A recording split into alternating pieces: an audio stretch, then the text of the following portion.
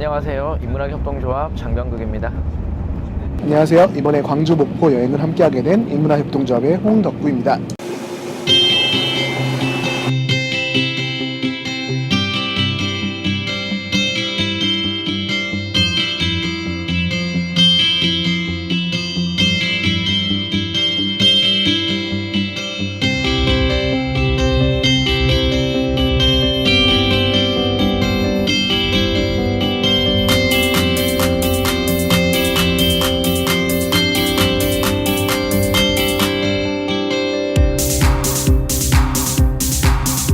홍덕구 선생이 사실 몸이 지금 굉장히 안 좋아요. 부상촌. 부상투 응원을 해주셨으면 좋겠습니다. 저 오늘 광주 목포 가잖아요. 광주 목포 갈 때는 어떤 기차를 타죠? 비 내리는. 맞아. 그 비 내리는 호남선 노래가 있더라. 노래 부를 줄 아냐? 남행열차잖아. 그쵸, 원래 제목이 남행열차야?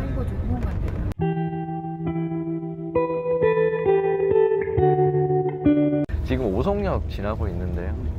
그 KTX를 타고 있는데 오송역에 대한 또 에피소드가 있잖아요. 이게 매니아들 사이에서는 굉장히 유명한 이제 일화인데, 우리 경부선을 원래 타고 가면은 이제 경부 지금 고속선이죠. 경부 고속선을 타면은 지금 오송에서 갈라져서 호남선으로 이제 진입을 해요.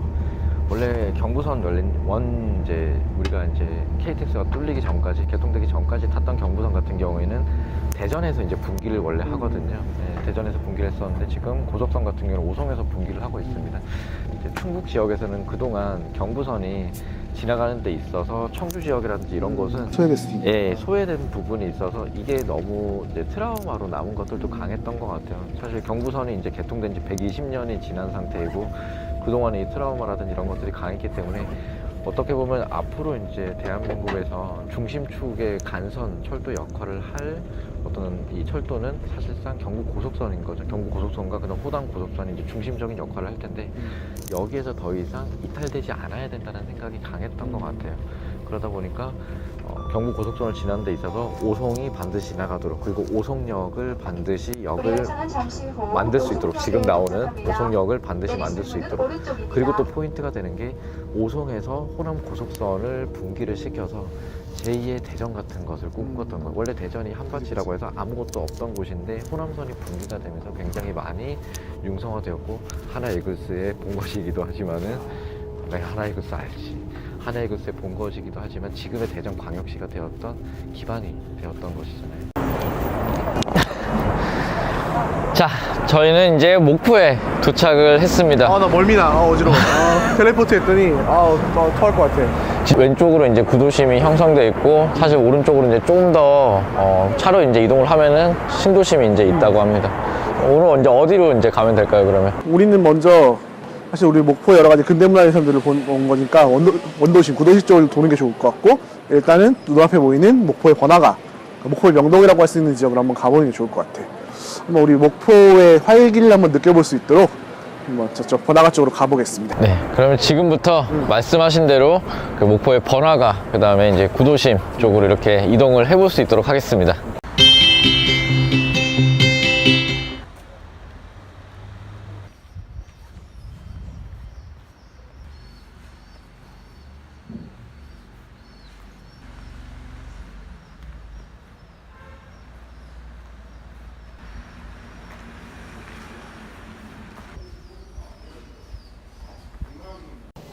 목포 본정 인근에 지금 어느 카페에 와 있는데요. 카페가 과거에 그 식민지 시기 때 지어졌던 건물을 어느 정도 형태를 유지하면서 지금 카페를 이제 운영을 하시는 것 같아요. 여기가 원래 어느 자리였죠? 병원의 사택이었다고 그러는데 정확히는 목포 부립병원의 사택 관사였다고 합니다. 정도 이제 현재 추정은 이제 그렇게 하시는 거죠.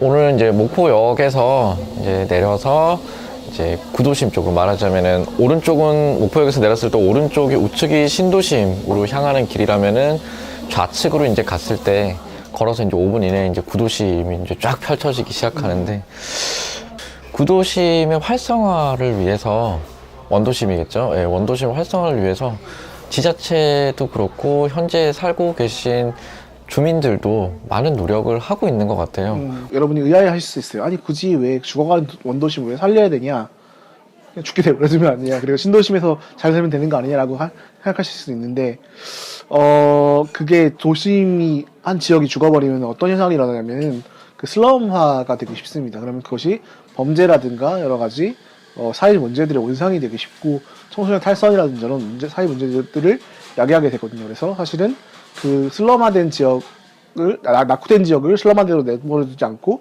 다시 어떤 활기를 불어넣는 일은 어떻게 보면은 그 지역 공동체 전체를 건강하게 유지하기 위해서도 굉장히 중요한 사업이에요. 대표적으로 뉴욕에서 예컨대 할렘가 같은 것들을 계속 끊임없이 어떻게 보면은 캠페인이라든가 아니면은 정화 작업 같은 걸 통해서 깨끗하고 안전하게 만들려고 노력을 하잖아요, 사실. 그리고 실제로 많은 성과들이 있기도 했고, 네, 그런 거 생각해 보시면 될 것 같아요. 네. 자연스럽게 그러면 우리 사실은 오늘 제일 흥미로웠던 것 중에 하나가 적산가옥이었던 것 같아요. 적산가옥이 사실은 원래 있던 건물들을 그냥 말하자면 죽도록 내버려 둘 것이냐 아니면은 새롭게 혹은 있는 그대로 현재 삶을 유지하면서 혹은 그것을 새롭게 조금 변화시켜 나갈 것이냐.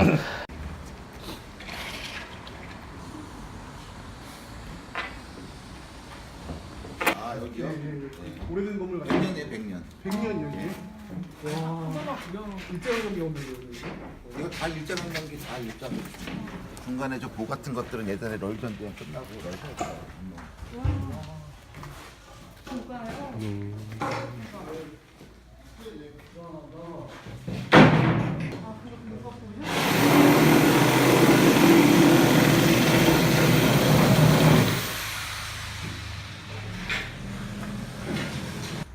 차로 이동을 해야 되는데 태워주시죠. 예.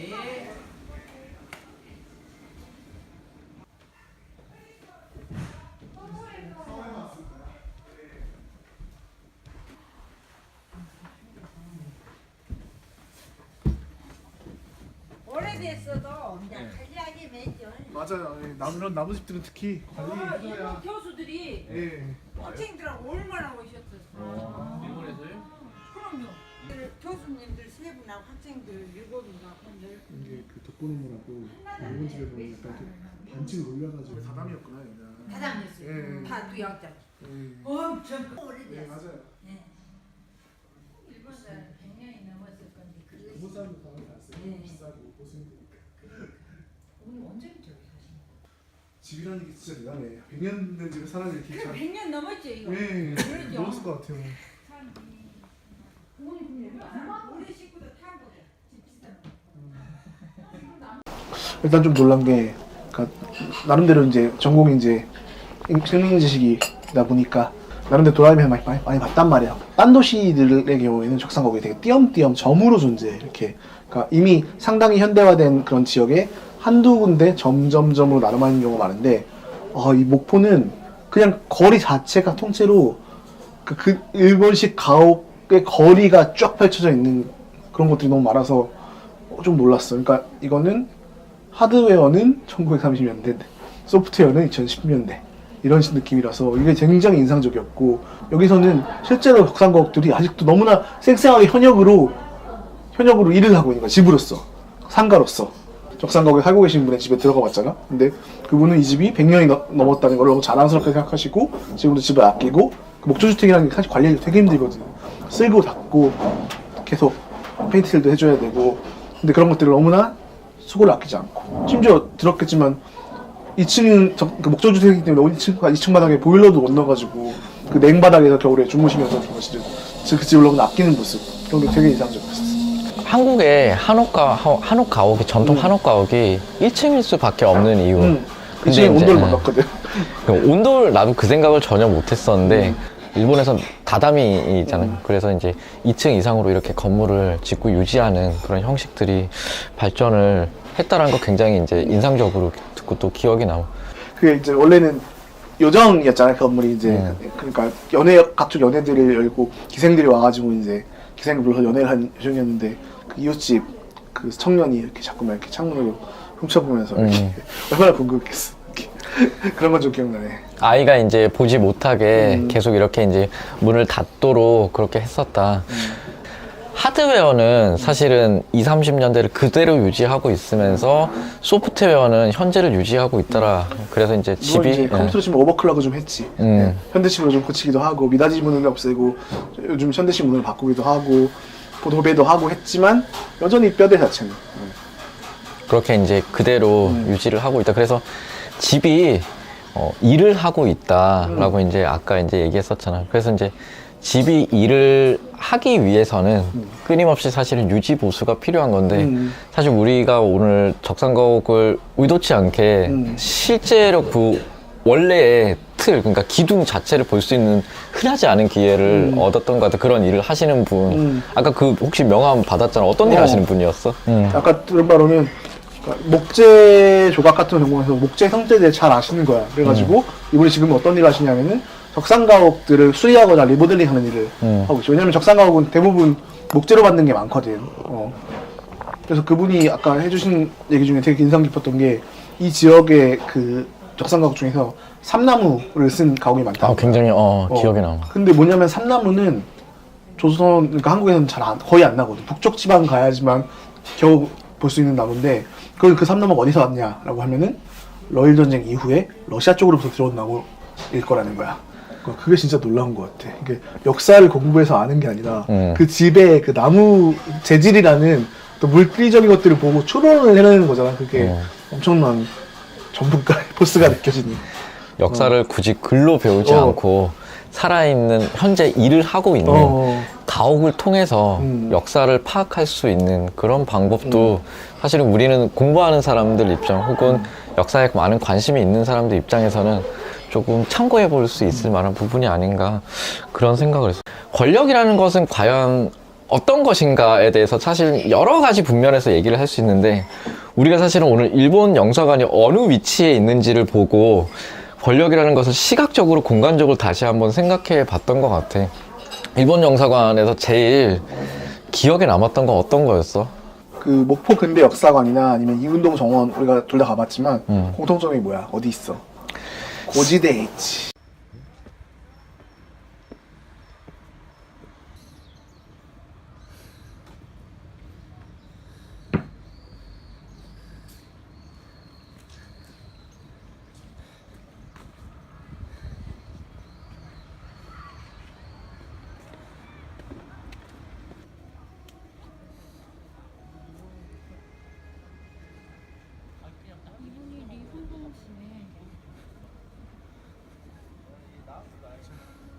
자기 집에다 자기 동상 세우려?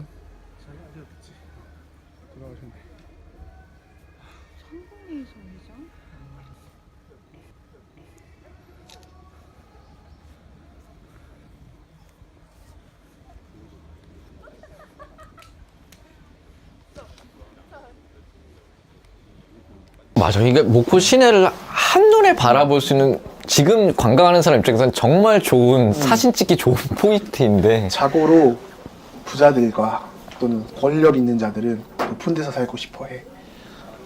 알겠지만 조선 통감부 건물이 어디 있었어? 처음에 이제 남산에 그지. 이제 남산 있었잖아. 외성대에 있는 데 있었잖아. 경성시내, 한양시내를 쫙 내려다본 데 있었죠.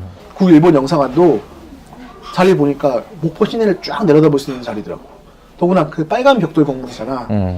그 빨간 건물이 언덕 위에서 목포 시내를 쫙 내려다보고 있는 장면을 역으로 올려다보는 목포 시민들은 정말 보면서 아 이제 일본 시대가 오는구나 하는 걸 느끼지 않았을까? 집이라는 것은 우리가 살아가고 있는 기능을 집은 곧 우리가 이제 그 사람이 같이 살았을 때 그 기능을 하는 곳이긴 하지만은 시각적으로 봤을 때는 근대 사회의 가장 중요한 분면 중에 하나인 계층의 구조를 여실히 나타내주는 그 전에는 계급의 구조를 나타내는 것이었다면 근대에 이루어서는 계층의 구조를 새롭게 이제 보여주는 시각적 장치로서 역할을 했다라고 이제 말하려고 하는 거죠. 그 구일본 영상 같은 그게 국가 권력이었던 거고 이 운동 정원의 원래 주인이었던 일본인은 그 쌀 장사로 돈을 벌었을 거야. 그러니까 그건 보면은 그렇게 돈을 벌어서 그 높은 곳에 그렇게 멋진 정원과를 갖춘 집을 지었겠지. 그런 거 보면은 과거에는 어떤 신분이나 계층, 계급이 이제 그런 높이와 권력을 만들 수 있었다면 근대 이후에는 돈, 역시 자본이지. 자본이 높이를 만들어낸다. 일본 영사관에서 아까 쫙 목포 시내를 다 내려다볼 수 있다고 했었잖아. 아까 나도 굉장히 인상적이었던 게 일본 영사관의 2층 딱 정중앙에 유리창 너머로 보면은 일자로 쫙 길이 펼쳐져 있고 그 끝이 이제 항구였던 것 같아. 맞아. 이 시가지 계획이라는 게 함부로 했을 것 같지 않다라는 생각을 했었었어. 아까 영사관에도 그 설명이 돼 있었는데 글쎄, 그 역사의 아이러니라고 해야 될 것 같아. 그러니까 네덜란드인 건축가에 의해서 처음에 시가지 계획이 됐더라고. 그러니까 그 소위 말하는 일본인들이 살고 있는 동네와 항구 쪽, 그쪽은 남촌이라고 하지. 그 남촌 지역은 굉장히 근대적인 계획 도시로 만들어진 게 맞는 것 같아. 그래서 그 아까 우리가 봤던 굉장히 근대적인 건물들이 이것저것 남아있기도 하고, 뭐 경영척시 주식회사 하옥이라든가, 그러니까 호남은행이라든가 화신백화점 건물이라든가 이런 것들이 남아있잖아. 그러니까 당시에는 굉장히 근대적이고 가장 모던한, 초모던한, 그러니까 모던의 최첨단에 있는 장소이고 공간이었을 거야. 그런 그 남촌 지역이 갖고 있던 세련된 이미지들은 사실은 해방 이후에 큰 변화가 없었어. 실제로 아직도 이런 식의 그 일본식 격상가옥이 많이 남아있다는 거는 이 지역 자체가 개발이 거의 안 됐다는 얘기거든. 그래서 아까 너도 말했지만 심지어 길 모양이 100년 전에 거의 변하지 않았어. 가장 최첨단이었던 곳이 가장 낙후된 곳이 된 거지. 또 어떻게 보면은 우리가 지금 앉아있는 이렇게 굉장히 힙한 카페처럼 이 낙후된 채로 남아있음으로써 또 다시 한번 가장 힙해질 수 있는 그런 또 가능성이 생겨났다는 거지. 낙후해 가면서도 어떤 힙함을 간직할 수 있었다는 게 굉장히 아이러니인 것 같아. 집은 일을 하고 있어야 된다라는 말은 목포에서 우리가 가장 크게 인상 깊었던 문구가 아닐까. 난 너한테 사실 배우게 되었었는데 생각을 하게 돼. 어떤 거 같아? 뭐 집은 흔히 이래야 그런 말 된다. 하잖아. 집은 사람이 살아야지. 사람이 안 사는 집은 금방 망가진다라는 말 어른들이 하시거든. 근데 그게 무슨 뜻인지 나는 목포 와보니까 좀 알 것 같아. 100년 된 집, 요정이었던 그 집에 살고 계신 분도 이 집이 사실 그분에게 왜 불편하지 않겠어.